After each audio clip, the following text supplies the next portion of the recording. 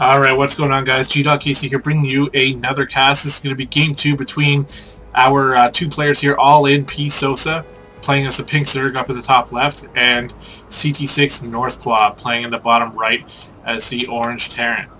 Now, in game 1, we saw Terran just go full out mech, just blue flame Hellions, Thors, and even some cloak Banshees earlier on in the game to put himself ahead and just overpower the Zerg player.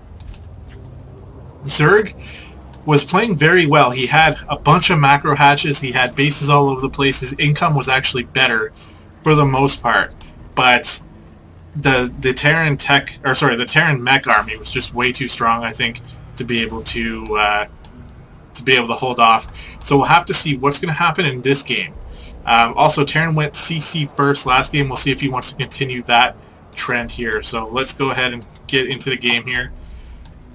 Early game is always just drones and SCVs, so we're just gonna wait until somebody deviates. And a very early gas here. And what's this? I didn't see this right away. That's a proxy barracks here. So this is going to be some cheeky play here from NorthQuab. And why not? When you're one game ahead, you might as well cheese, right? If you can get a quick, easy win here and just end the series, that's a good thing to do here. So we'll see if Sosa is going to be able to spot this here. He is going pool first, which is very good. Better than hatch first anyway, to be able to hold off any sort of cheese. And we see the gas going down as well. So that's telling me Reapers.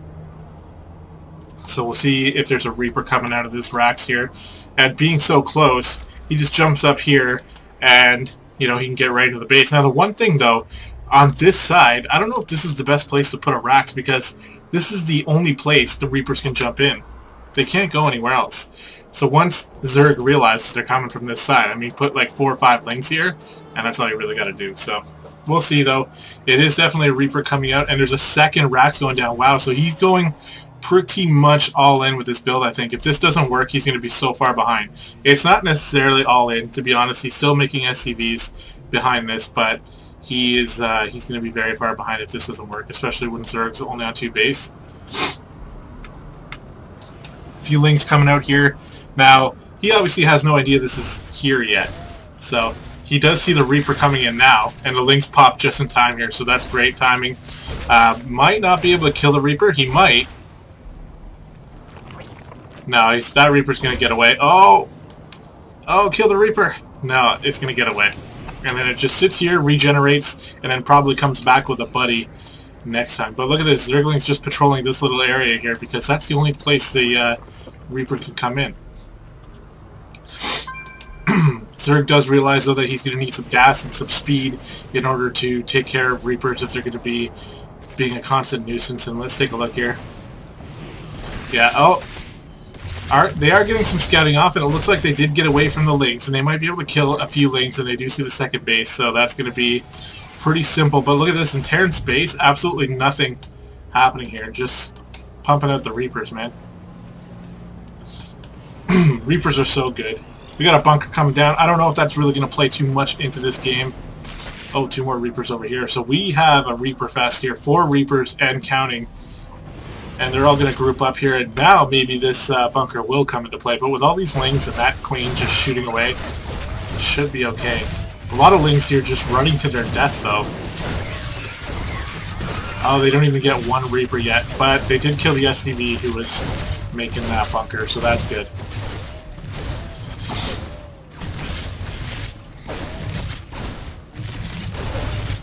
Reaper's doing some damage, but to be honest, Zerg is going to just stabilize here. As soon as they get ling speed, those Reapers are not going to be able to do anything. And behind this, we still don't see anything going down, just a few supply depots.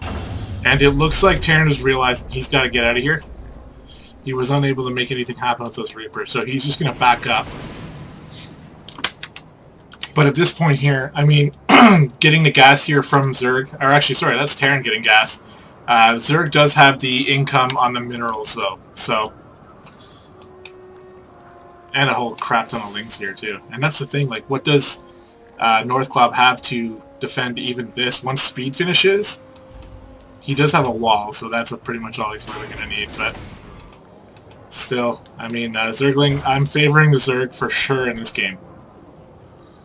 Although, to be quite honest, when we're almost seven games in here, we don't really see much happening for him either.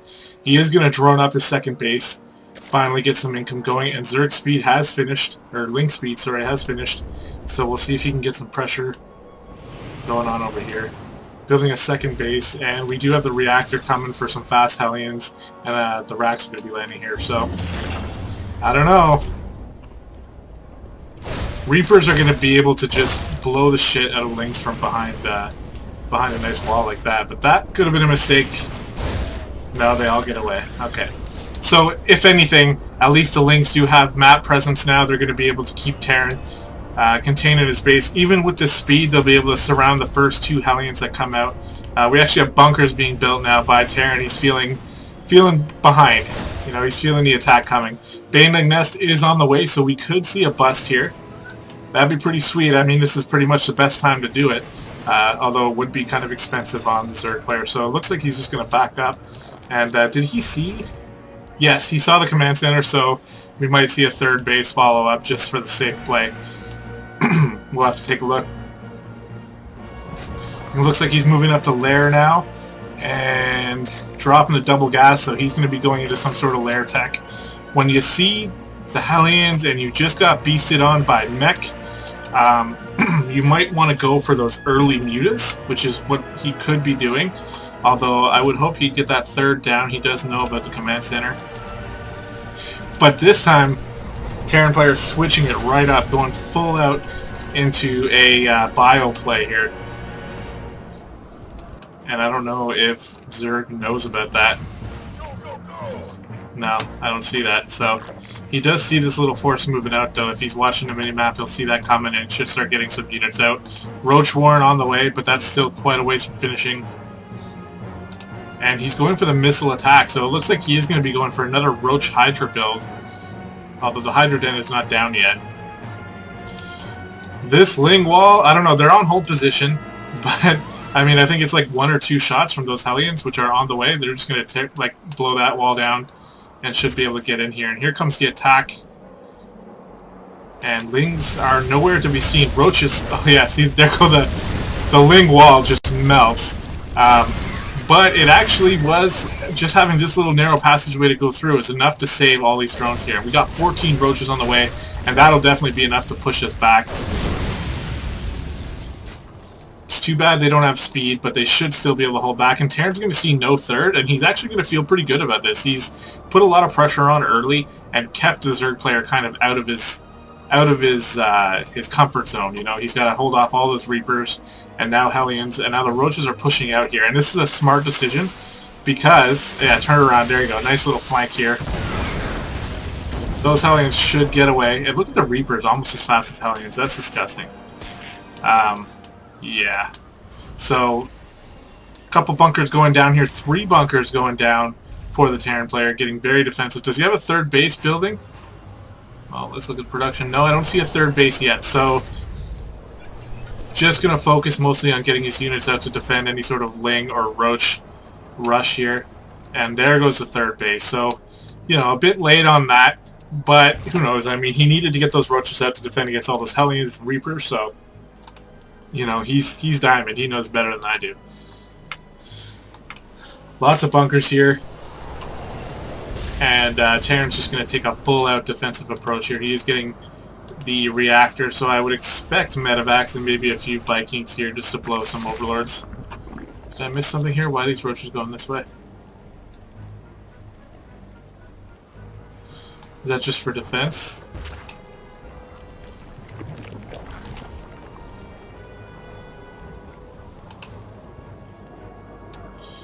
He's just got Roaches all over the place, just defending, I guess. Oh, there's the Chobo team. I thought it'd be in the middle of the map, but no, it's over here. Bam! Okay, so the supply counts are in favor of the Zerg, which is kind of how it should be. Hellion here is spotting a third now, so he knows that maybe he can go out and attack, or at least get a third of his own. Who knows? We'll have to see what he wants to do with that. He is building that third command center now, and medevac and marine production, as well as the bio upgrade. So, gonna go full bio this time, kind of throw Zerg for a loop here. If we look at the army supply, it is in favor of the Zerg player here. Roaches just count for so much, though, and they really do lose their effectiveness as the game goes on. But right now, as we approach a mid-game here, Roach Hydra is going to be pretty good, especially with 1-1 already here and 2-2 on the way. So that's just going to make the Roach Hydra build so much better. Oh, what's going on here?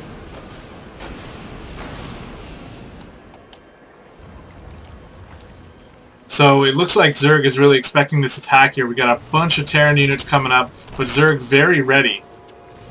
Very ready. Concave is great here. He's even got some units on the high ground, sending some changelings out. Yeah, they get killed right away, but they see the armies here. And really, this army's not so bad.